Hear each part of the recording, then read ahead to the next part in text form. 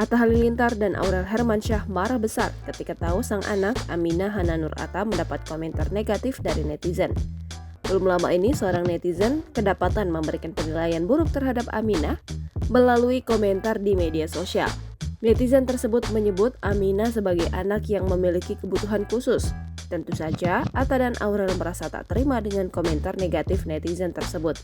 Tidak hanya Atta Halilintar dan Aurel Hermansyah, sang nenek Ashanty juga ikut geram mendengar cucunya disebut anak berkebutuhan khusus.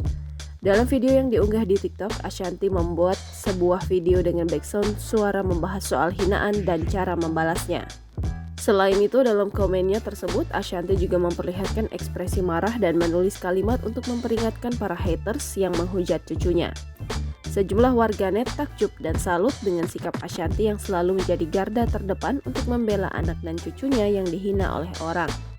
Di sisi lain, pelaku yang menghina Aminah sampai saat ini disebut enggan untuk meminta maaf dan malah menantang balik Atta Halilintar dan Aurel Hermansyah.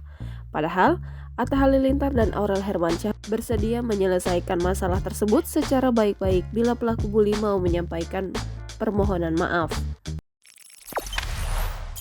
Jangan lupa subscribe, share, komen, dan like ya!